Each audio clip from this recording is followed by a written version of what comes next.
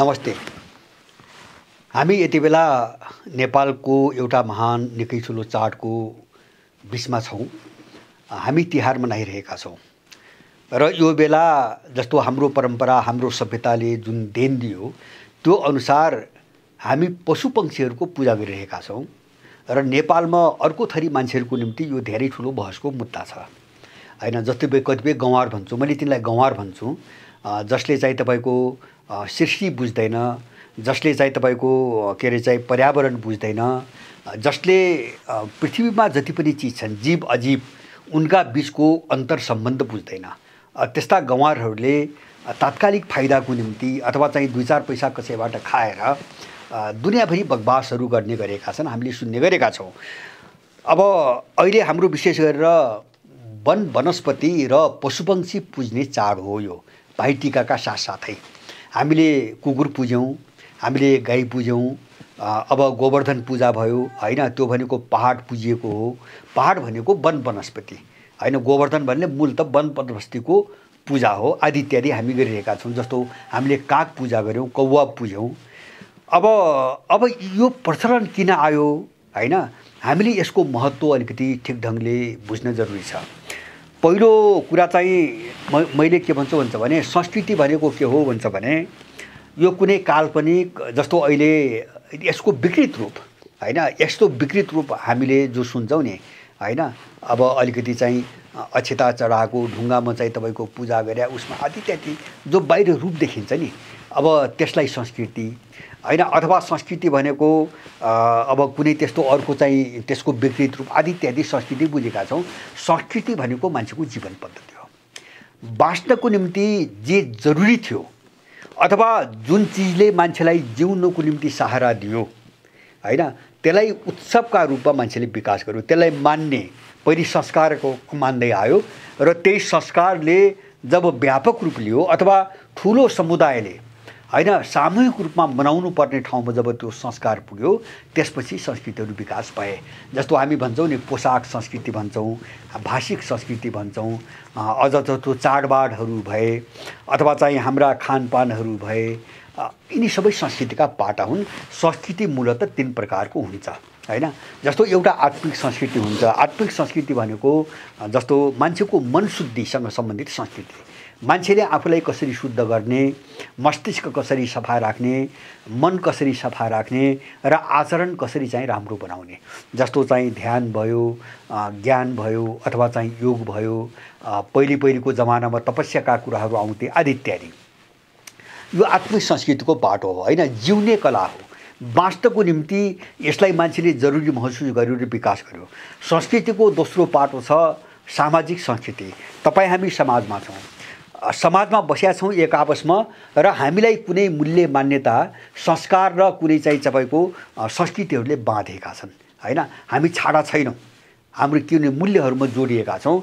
अब सामाजिक संस्कृतिभित्र जति पनि हामी बनाउँछौँ नि, जस्तो त्यसभित्र जन्मदेखि मृत्युसम्मका संस्कार भए, मैले अघि नै भने हाम्रो पोसाक पनि त्यहीभित्र पर्यो, हाम्रो भाषा त्यहीभित्र पर्यो, हाम्रो खानपिन त्यहीभित्र पर्यो, हाम्रा चाडपर्व त्यहीभित्र परे हैन। जस्तो अब दसैँ तिहार हुन्छ, साकेला हुन्छ, लोसार हुन्छ अथवा चाहिँ छठ हुन्छ, माघी हुन्छ, माघे सङ्क्रान्ति हुन्छ, होली हुन्छ आदि इत्यादि हैन।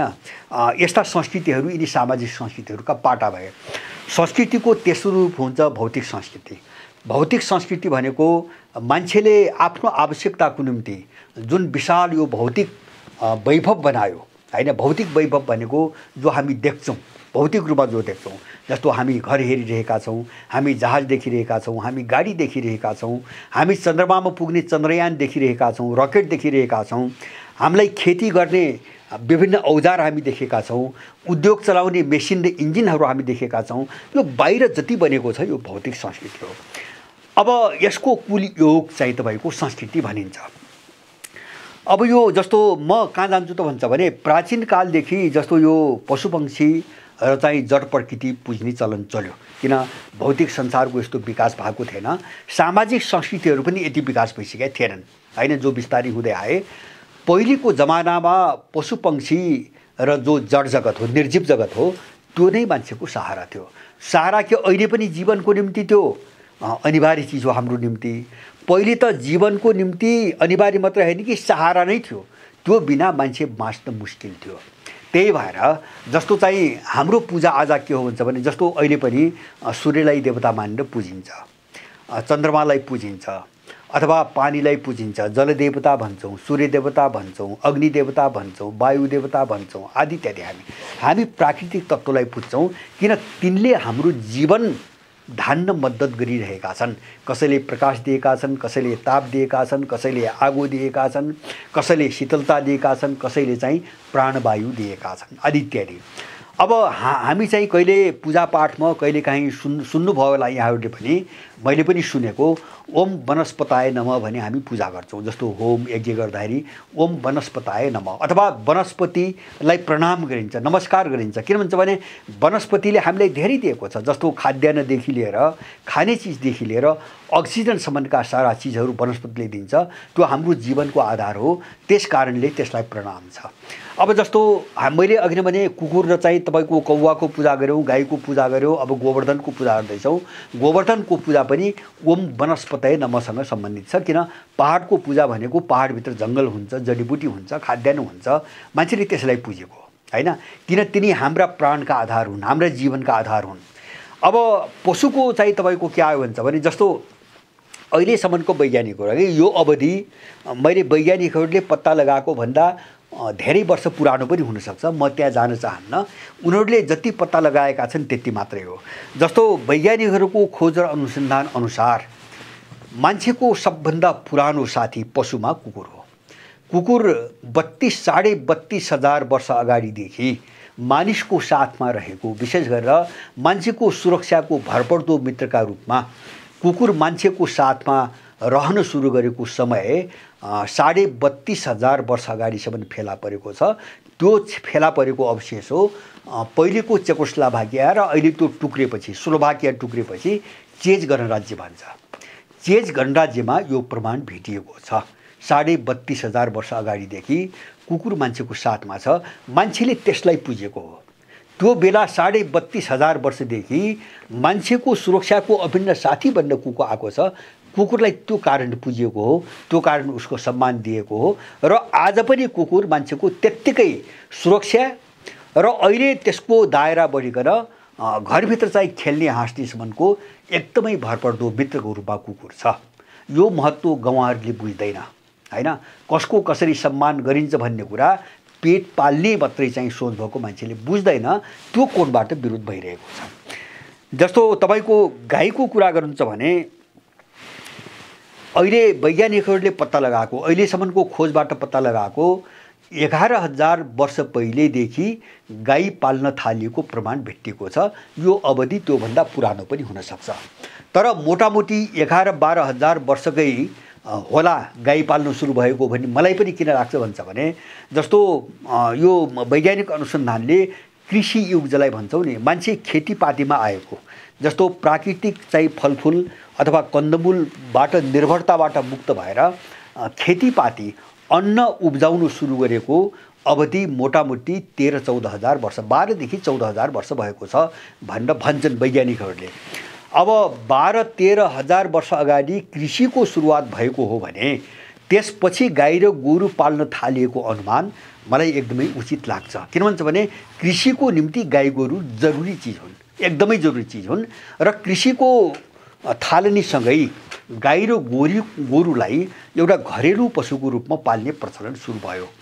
र अब त्यो पुरातात्विक चाहिँ अथवा वैज्ञानिक अनुसन्धानले के भन्छ भने गाईको पहिलो प्रयोग दक्षिण पश्चिम एसियामा सुरु भयो भन्छ होइन।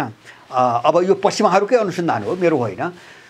दक्षिण पश्चिम एसिया, अब दक्षिण पश्चिम एसिया भनेको के हो भन्छ भने हिन्द महासागर त्यसको एरियामा भन्ने भावलाई पश्चिममा भूमध्य सागर, सिनाई द्वीप, इजिप्टको एउटा द्वीप छ जो स्वेज नहरबाट कटेको छ।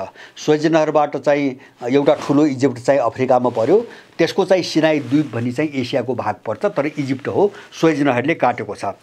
अब भूमध्य सागर, त्यसपछि सिनाई द्वीप, लाल सागर, यो चाहिँ पश्चिम इलाका अथवा भूमध्य सागरसम्म गयो। यो दक्षिण पश्चिम इलाका जो भन्दैछ नि एसिया, म त्यसको कुरा गर्दैछु। अब त्यसपछि बिचमा के पर्यो, पर्सियन खाडी, हैन, जसलाई हामी अरब सागर भन्छौँ, पर्सियन खाडी, क्यास्पियन सागर र कृष्ण सागर, काला सागर, यिनी बिचको भाग परे। दक्षिणमा चाहिँ हिन्द महासागर, जो इन्डियादेखि दक्षिण हुँदै चाहिँ तपाईँको अलिकति पश्चिम अफ्रिकासम्म पुगेको छ। यो बिचको इलाकालाई दक्षिण पश्चिम एसिया भनिन्छ हैन, अलि व्यापक अवधारणामा। र अब यहाँ नै गाई पालन सुरु भएको प्रमाण भेटिएको छ। त्यो प्रमाण कहाँ भेट्यो त भन्छ भने पश्चिम एसियामा भेटियो हैन। वैज्ञानिकहरूले अहिलेसम्म पत्ता लगाएको प्रमाण अनुसार त्यो पश्चिम एसियामा भेटियो। अब यो हिसाबले म के अनुमान गर्छु भन्छ भने हामीले जो वैदिक सभ्यता भन्छौँ नि, वैदिक सभ्यताको थलो यही हो। वैदिक सभ्यताको हुन त यसले अलिकति ठुलो एरिया लियो। यो चाहिँ जोग्राफिकल जो इलाका मैले भने नि, हिन्द महासागरदेखि लिएर तपाईँको भूमध्य सागरको सम्मको जुन इलाका हो, यो अहिले व्याख्या गरिएको दक्षिण पश्चिम चाहिँ एसिया भनेर अहिले व्याख्या गरिएको भौगोलिक परिभाषा भयो। वैदिक सभ्यता को मूल थलो पनि यही हो, मूल थलो पनि यही हो। र यही हिन्द महासागरको सेरोफेरोदेखि लिएर तपाईँको पश्चिम एसियासम्म वैदिक सभ्यताको इलाका हो। र त्यसमा पनि केन्द्रबिन्दु हाम्रो शास्त्रले उल्लेख गरेअनुसार यसको केन्द्रबिन्दु अफगानिस्तान र पाकिस्तानको बिचमा पर्छ, अहिले त्यो भूभागमा पर्छ। यद्यपि अहिले त्यहाँ चाहिँ इस्लामहरूको तपाईँको प्रभाव छ, तर वैदिक सभ्यताको मूल केन्द्र जहाँबाट थालनी भयो हैन, जस्तो अध्ययन भूमि, कर्मभूमि हिमालयदेखि दक्षिण, जस्तो नेपालको भूमि भन्छौँ हामी हैन, इन्डियाको उत्तराखण्डसम्म। र तर चाहिँ त्यसको थालनी जहाँबाट सुरु भयो नि, त्यो पाकिस्तान र अफगानिस्तानको बिचको उत्तरी भागमा पर्छ, उत्तरी भागको दुईटा देशको सिमानामा पर्छ भन्ने मानिएको छ। अब यो हो भने अब दक्षिण पश्चिमी एसिया नै गाई पालनको प्रारम्भिक थलो हो भन्ने अहिलेका वैज्ञानिकहरूको निष्कर्ष मानियो भने गाई पाल्न सुरु गरेको वैदिक सभ्यताले हो भन्ने निष्कर्षमा म चाहिँ पुग्छु। किन वैदिक सभ्यताको चाहिँ थलो पनि यही हो हैन। केन्द्र नेपाल अथवा हिमालयको चाहिँ सेरोफेरो हुँदो हो, तर यसको प्रभाव त बाहिर पनि थियो, प्रभाव त धेरै परसम्म फैलिएको थियो। त्यसकारणले वैदिक सभ्यतामा नै गाई पाल्ने तपाईँको प्रचलनको थालनी भयो कृषि युग सुरु भएपछि। र अर्को चाहिँ मैले चाहिँ वैदिक सभ्यताले नै यो थाल्यो भन्ने निष्कर्षमा म किन जान्छु भन्छ भने, अब जस्तो हाम्रो परम्परामा जो गाई पुजिन्छ नि, त्यसले पनि देखाउँछ गाई चाहिँ वैदिक सभ्यताका मान्छेहरूको जीवनको एउटा महत्त्वपूर्ण आधारको रूपमा विकास भइसकेको थियो हैन। अब जस्तो गोरु जोत्नको निम्ति प्रयोग गर्यो, मासु खानुको निम्ति प्रयोग गर्यो, अब गाई पनि यताकता खाइन्थे, धेरै ठाउँमा चाहिँ वैदिक कालमा पनि खाइन्थे। र अहिले चाहिँ जस्तो अब त्यो गाई के अरे चाहिँ मैले भने नि गाईको जो महत्त्व छ नि, हामीले हेर्ने के हो भन्छ भने जस्तो गाईलाई लक्ष्मीको चाहिँ तपाईँको एउटा अवतारको रूपमा पुजिन्छ। अब यो त लक्ष्मी भन्नाले एउटा देवीको नाम हो। अब देवी नै चाहिँ गाई भनेर जन्मिन् भनी त एउटा कथा भयो हैन, एउटा आस्थाको कुरा भयो, विश्वासको कुरा भयो। म त्यता जान चाहन्न, तर गाईलाई लक्ष्मी किन भनिएको हो म त्यहाँ जान चाहन्छु हैन। लक्ष्मी भनेको धनकी देवी मानेको, परम्पराले संस्कृतिले मानेको चाहिँ पुर्खाले मानेको लक्ष्मी भनेको धनकी देवी। अब गाई त्यस बेलाको धनको मुख्य स्रोत थियो हैन। जस्तो गाईले दुध दिन्थ्यो, दुध मात्र हैन प्राणीहरूमा सायद हैन अबुझहरू बाहेक सबै मान्छेले के बुझ्नुपर्छ भन्छ भने गाईको दुध नै सबै के अरे पशुहरूको पशुपक्षीको दुधभन्दा सबभन्दा गुणकारी, सबभन्दा हितैषी र सबभन्दा शक्तिशाली दुध हो।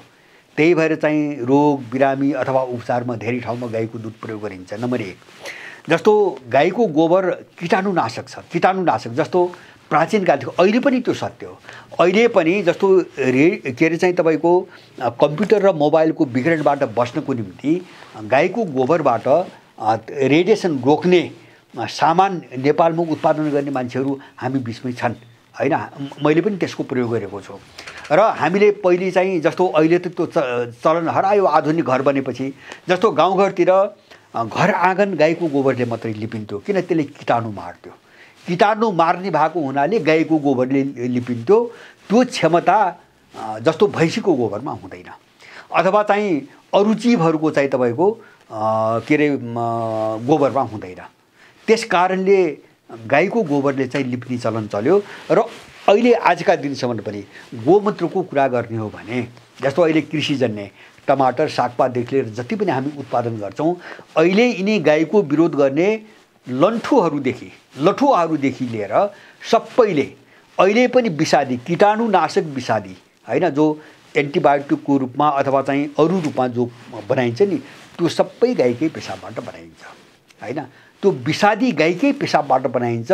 त्यो एलोपेथी के अरे चाहिँ अहिलेको मै हुँ भन्ने जतिसुकै गाईको विरोध गरोस् त्यो मान्छेले पनि त्यो विषादी गाईकै पेशाबबाट बनाउँछ। अहिले नेपालभरि त्यो प्रचलन छ। नेपाल मात्र हैन विश्वभरि त्यो प्रचलन छ। यसै जस्तो अरूको पेशाबबाट विषादी किन बन्दैन? गाईको महत्त्व त्यो हो हैन। एउटा त दुध दियो, प्राचीन कालको कुरा गर्ने हो भने अब गोरु जोत्न प्रयोग भयो, अनाज दियो, त्यो चाहिँ जीवनको महत्त्वपूर्ण आधार भयो। अब गाईको गोबर र गौमूत्रको अब औषधिजन्य त्यत्रो ठुलो उपयोग थियो। त्यो कारणले गाईलाई संरक्षण गर्ने चलन चलेको, किन मान्छेको निम्ति नभई नहुने चिज भयो। यो आजको मान्छेले बुझ्दैन र गाईको त्यो योगदानको सम्मान हो। पूजा भनेको सम्मान हो, त्यसको रक्षा गर्नुपर्छ भनेको। जस्तो कौवाको पनि त्यही हो। कौवा प्राचीन कालमा सन्देशवाहक भन्थे। अब प्रयोग गरे होला नि कुनै जमानामा मान्छेहरूले, जस्तो चाहिँ तपाईँको परिवारलाई चिठी आदान प्रदान गर्नुको निम्ति प्रयोग गरिन्थ्यो, भएकै कुरा हो हैन। अब कौवाले सन्देश ल्याउँदो पनि कथाहरू पढ्छौँ। कौवाको प्रयोग भयो होला, आज पनि प्रयोग हुन्छन्। त्यस्ता पंक्षी थुप्रै प्रयोग हुन्छन्, चिल प्रयोग हुन्छ हैन। जस्तो लडाइँमै चाहिँ कुकुरै आज पनि प्रयोग भइरहेछ। हत्यारा पत्ता लगाउने, अपराधी पत्ता लगाउने सबै काममा मान्छेले नसकेको काम कुकुरले गरिरहेछ। यसको पूजा गरिएको हो। पूजा गर्ने भनेको त्यसको संरक्षण गर्ने भनेको हो। त्यसको सम्मान मात्रै हैन कि संरक्षण गर्ने। किन संरक्षण गर्ने? त्यो हाम्रो जीवनको भरपर्दो साथी हो हैन। कुनै पनि जीव हाम्रो भरपर्दो साथी हो। वनस्पति हाम्रो जीवनको अपरिहार्य तत्त्व हो, अथवा जड प्रकृति जो छ हाम्रो जीवनको निम्ति नभई नहुने चिज हो। अब संस्कृति यस्तो आधारमा विकास भएको हुन्छ हैन। अब कुन चिजको के महत्त्व छ भन्ने कुराले चाहिँ तपाईँको संस्कृतिको, मैले भने नि संस्कृतिको विकास हुन्छ आफ्नै ढङ्गले। जस्तो चाहिँ पोसाक संस्कृति भन्छौँ नि, हिमालयमा बस्ने मान्छेहरूले शिरदेखि खुट्टासम्म सबै अङ्ग छोपिने लुगा लाउँछन्। तर तराईमा बस्ने मान्छेले सबै हावा पस्ने खुकुरा लुगा लाउँछन् हैन। किन? मान्छेको आवश्यकताले पोसाक कल्चर संस्कृति विकास गर्यो। किन एउटै ठाउँ एउटै प्रकारको लुगा लगाइन्न? मान्छेको आवश्यकता हो। संस्कृति भनेकै आवश्यकता हो। म एक खालको भाषा बोल्छु, हिमालमा बस्ने अर्को भाषा बोल्छ, युरोपमा पनि अर्को बोल्छ। त्यो त्यहाँका मान्छेहरूको आवश्यकताले विकास गरे हो हैन। मैले यस्तो बनाउँछु भनेर त्यो मनोगत अथवा चाहिँ मनको कल्पनाबाट निर्माण हुने चिजहरू होइन नि। अब यसको पशुपक्षी र जड प्रकृतिको पूजा, मैले भन्छु हाम्रो सभ्यता कति गौरवशाली थियो। हाम्रो वैदिकको मात्रै कुरा गर्दाखेरि मैले, जस्तो हामी किराँतमा त्यही देख्छौँ अथवा बोनमा हामी त्यही देख्छौँ। युरोपमा पेगान सभ्यता थिए, स्लाव सभ्यता थिए, जति पनि प्राचीन सभ्यता थिए नि, अब तिनी सबै प्रकृति पूजक अथवा प्रकृतिमा अगाध श्रद्धा भएका सभ्यताहरू थिए, संस्कृतिहरू थिए हैन। र अब यिनको जो सम्मान र पूजा गर्ने प्रचलन छ नि, त्यसको अर्को पार्ट हो इकोलोजी। जसलाई इकोलोजी भन्छन् अहिलेका मान्छेहरूले, पर्यावरणलाई कसरी सन्तुलनमा राख्ने। जस्तो गाईको पूजा, कुकुरको पूजा, जस्तो गोवर्धन पूजा, वन वनस्पतिको पूजा, वायुको पूजा, पानीको पूजा, सूर्यको पूजा। त्यो भनेको के हो भन्छ भने, हामीले पर्यावरणीय सन्तुलन बचाउन सकेनौँ भने हामी पनि रहन्नौँ हैन। सबैको सम्मान हुनुपर्छ, सबै बाँच्न पाउनुपर्छ, सबैको जिन्दगी एक अर्काप्रति निर्भर छ हैन। जस्तो त्यो त हामीले अहिले भोगिरहेछौँ। यसको महत्त्व नबुझ्ने मान्छेले आज भोगिरहेछौँ। हामी के भोगिरहेछौँ? जस्तो अहिले हामी घर घरमा प्रत्येक मान्छेको घरमा सुगर, प्रेसर, थाइरोइडका रोग नभएको चाहिँ मान्छे हामी भेट्दैनौँ। अब अरू साङ्घातिक रोग त खतरनाक रोगहरू पनि धेरै बढेका छन्। जस्तो हृदयाघात हुने अथवा चाहिँ के अरे चाहिँ तपाईँको मुटु सिद्धिएर जाने, किडनी फेल हुने आदि इत्यादि धेरै समस्याहरू निकै बढेका छन्। क्यान्सरहरू भए हैन, धेरै बढेका छन्। अब यो कहाँबाट आइरहेछ? हामी यो बुझिरहेका छैनौँ। हामीले जो संस्कृतिलाई बुझेनौँ नि, अथवा संस्कृतिको जो सन्तुलन, त्यही भएर मैले भन्छु हाम्रो संस्कृति मात्रै। जस्तो हामी सामाजिक संस्कृतिको कुरा गर्छौँ अहिले, तर हामी कहाँ जानुपर्छ?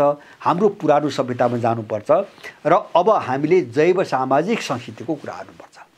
जैव सामाजिक संस्कृति भनेको मानवीय समाज सहितका जीवहरू सबै मिलाएको संस्कृति। त्यो जीवको पनि रक्षा जरुरी छ। किन जरुरी छ? मैले भन्दै थिएँ, जस्तो आज रोग कहाँबाट आए, जस्तो हामी उपचार गर्छौँ, यो उपचार कहिले पनि हुँदैन। यसको उपचारै छैन हैन। जस्तो हामी थाइरोइड, प्रेसर, सुगरको चाहिँ जिन्दगीभरि औषधि खाने भयो। त यो औषधि खाएर हामी कहिले पार पाऊँ? हामीले के बुझिरहेका छौँ भने यो रोग कहीँबाट आइरहेको छैन, हामीले जे खान्छौँ रोग त्यहाँबाट आइरहेको छ। किन हाम्रो उत्पादन नै विष हो। अहिले बजारमा चाहिँ उद्योगहरूभित्र बनेका खाद्यान्न त विष भए हैन। जस्तो यो ड्राई फुड भन्छ, जङ्क फुड भन्छ, प्याकेट फुड भन्छ हैन। जति बजारमा देख्छौँ नि तिनी त विष हुन्, शरीरका रोग हुन् नै। हामी जो उत्पादन गर्छौँ त्यो पनि विष हो हैन। त्यो विष किन हो भन्छ भने जस्तो धान तपाईँको फलाउँछ, गहुँ फलाउँछ, मकै फलाउँछ आदि इत्यादि हैन। दाल तरकारी जति पनि चिज छ नि ती सबैमा के छ? युरिया र डिपी मात्रै छ हैन। त्यो जहर हो, त्यो रसायन जहर हो। हामीले त्यो प्रयोग गर्न थालेपछि तपाईँ हाम्रोका खेतबारी हेर्नुहोस्। अहिले तपाईँ हाम्रो खेतमा अहिले सर्प पाउनुहुन्न। बर्खाको टाइममा जानुहोस्, धान भएको बेला जानुहोस्, त्यहाँ साँप छैन, त्यहाँ गडेउला पनि छैन, त्यहाँ भ्यागुता पनि छैन, त्यहाँ गङ्गटा पनि छैन, त्यहाँ माछा पनि छैन। त्यहाँ फट्याङ्ग्रा, कस्तो धानभरि फट्याङ्ग्रा हुन्छ, केही पनि पाउन्न। आज सबै डिएपी र युरियाले मारिदियो। अनि अब ती जीवबाट जुन तत्त्व हामीलाई धानमा आउँथ्यो अहिले केही पनि आउँदैन। अब धानमा के छ? युरिया र डिपी छ। अब हामी नमरी को मर्छ? हाम्रो स्वास्थ्य नमरी के मर्छ? हाम्रो सभ्यताले त्यसैलाई सम्मान गर भनेको हो। हाम्रो संस्कृतिले ओम वनस्पतये नमः भनेको त्यही हो हैन। वनस्पतिलाई प्रणाम मान्ने भने के? उसको संरक्षण गर। उसलाई जस्तो त्यो वनस्पतिलाई त अरू चिज पनि चाहिने, गनेउलालाई केही दिँदा हो हैन। त्यत्रो मल दिन्छ, यी गडौलाको मल बनाएर आज कत्रो बिक्री हुन्छ, तरकारी खेतीमा कति प्रयोग भइरहेछ हैन। गडेउलाले त्यो धानलाई, मकैलाई दिन्थ्यो हैन, गङ्गटाले दिन्थ्यो, सर्पले दिन्थ्यो, माछाले दिन्थ्यो, सब चिजले दिन्छ र त्यो पौष्टिकताले भरिपूर्ण हुन्थ्यो र त्यो हाम्रो स्वास्थ्यको निम्ति वरदान हुन्थ्यो, अमृत हुन्थ्यो। यो सब चिज मर्यो आज। यो मर्दाखेरि के? हामी जे खान्छौँ, जे उत्पादन गर्छौँ त्यो विष र जे खान्छौँ त्यो पनि विष। अब हामी कसरी स्वस्थ हुन्छौँ? यो हो संस्कृतिको महत्त्व। हामीले यो कोणबाट कहिले पनि बुझेनौँ। हाम्रा संस्कृतिलाई हामीले कहिले पनि बुझेनौँ। केही घृणित कुतत्त्वहरू, जस्तो कहिलेकाहीँ गाईको बहस चल्छ नेपालमा, यिनलाई मैले भन्छु कुतत्त्वहरू, पिशाचहरू, कलङ्कहरू, यिनी पृथ्वीका बोझहरू भन्छु मैले हैन। खानेले खाउन्, त्यो रडाको मचाउने कुरो होइन भन्छु। एउटा जस्तो गाई पुज्ने, पशु पुज्ने भन्छ कोही हैन, गाई पुज्ने भन्छ। अब त्यसपछि चाहिँ त्यो कुकुर पुज्ने, यस्तो पनि संस्कृति, यस्तो पनि आदि इत्यादि मैले सुन्छु। यी निकम्माहरू, यी नालायकहरू यो सृष्टि के हो भने यिनले बुझ्दैनन्। बस यिनको दिमागमा एउटै छ, बाँच्दासम्म चाहिँ तपाईँको पेट भर्ने, चाहे त्यो भुस खाएर भरोस्, चाहे गोबर खाएर भरोस्, चाहे चाहिँ तपाईँको माटो ढुङ्गो खाएर भरोस्, उसको पेट भरिनु पर्यो। उसले त्यति बुझाएको छ जिन्दगी भने पेट भर्ने कुरा मात्रै हो, सास फेर्ने कुरा मात्रै हो। यस्ता निकम्मा मान्छेहरूको पछि लागेर हामी सभ्यता पनि बुझ्दैनौँ, हामी आफ्नो जिन्दगी पनि बुझ्दैनौँ, हामीले आफ्ना संस्कृति पनि बुझ्दैनौँ र हामीले भोलिको पिँढी, हाम्रो पिँढीको जो एउटा चाहिँ खुसी र सुखीको जिन्दगी हो त्यो त बुझ्ने प्रश्नै भएन। त्यसकारणले हामी अलिकति जस्तो परम्परागत रूपमा जे चलिआछन् नि, कमसेकम यसको अर्थ के हो त्यो खोतल्न र अध्ययन गर्नतिर अलिकति लागौँ र यसलाई विकृत पनि नबनाऊँ हैन। फेरि यही व्याख्यालाई विकृत बनाएका छन् यहाँ अर्को थरी मान्छेहरूले हैन। धर्मको खोल ओढेका केही पाखण्डीहरू छन्, तिनी पाखण्डीहरूले यसलाई फेरि अर्को ढङ्गले विकृत बनाएका छन्। के भन्छ भने लक्ष्मीको अवतार भनेको, लक्ष्मी भनेको कुनै एउटा आकाशमा कतै ब्रह्माण्डमा कतै केही छ, कुनै पात्र छ, उसले ठ्याक्कै आफूभित्रबाट एउटा ज्योति हालेर चाहिँ गाई बनाएर पृथ्वीमा पठायो भने जस्ता कुरा गर्छन् हैन। त्यस्ता चिजमा पनि हामी नलागौँ। धनको स्रोत हो गाई, गाई धनको स्रोत हो, गाई औषधिको स्रोत हो, गाई पौष्टिकताको स्रोत हो हैन। कुकुर हाम्रो जिन्दगीको भरोसा हो हैन। कुकुर पुज्ने भनेको हामीले आफ्नो पुर्खा पुज्ने हो, किन त्यो पुर्खाले कुकुरलाई 32,500 वर्षदेखि आफ्नो अभिन्न मित्र बनाएर हिँडेको छ मान्छेले, र मान्छे यो सबैको सहारामा यहाँसम्म आएको हो। यिनी सबै जीव जन्तु र वनस्पतिको सहारामा तपाईँ हामी यहाँसम्म आइपुगेका हौँ पुर्खाको समयदेखि। त्यसकारणले संस्कृतिको पाटोलाई अलिकति गहन ढङ्गले बहस गर्न मैले जरुरी देख्छु। हामी सङ्कुचित दायराबाट पनि बाहिर निस्किनुपर्छ र केही घृणित, मैले भन्छु तिनलाई मान्छे पनि नभनौँ, तिनी बाँच्न लायक पनि छैनन्, तिनी मान्छे भन्न पनि लायक छैनन्। संस्कृतिलाई मजाकको विषय बनाउने हैन। कसैले झन्छन् एउटा थोरीहरूको एउटा झुन्ड, हामी आफै पनि त्यसको शिकार भए लामो समयसम्म।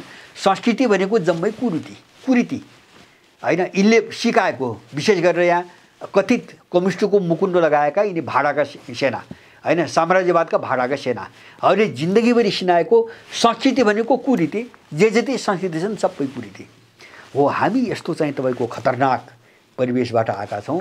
राम्रो चिजलाई संरक्षण गरौँ र संस्कृतिको नाममा यहाँ कुरीति पनि छन्, गलत चिज पनि छन्, तिनलाई हामीले निकालौँ र वास्तविकतामा उभिएर हाम्रो जीवन पद्धतिभित्र हाम्रो निम्ति नभई नहुने चिजहरू के हुन् त्यसलाई एउटा पर्यावरणीय सन्तुलनका आधारमा र सबैको निम्ति सबै जीवहरू किन आवश्यक छन् भन्ने महत्त्वका आधारमा हामीले संस्कृति र संस्कारहरूको बहस चलाउन एकदमै जरुरी छ। यो तिहारको अवसरमा जति पनि नेपालीहरू हुनुहुन्छ कमसेकम उहाँहरूले यो दिशामा बहस गरिदिए हाम्रा नयाँ पुस्ताले केही सिक्ने र जो हाम्रो सभ्यता परम्परा र हाम्रो ज्ञानमाथि हमला भइरहेको छ बाहिरबाट त्यसबाट जोगिनुको निम्ति एउटा ठुलो आधार पाउँथे भन्ने चाहिँ मलाई लाग्छ।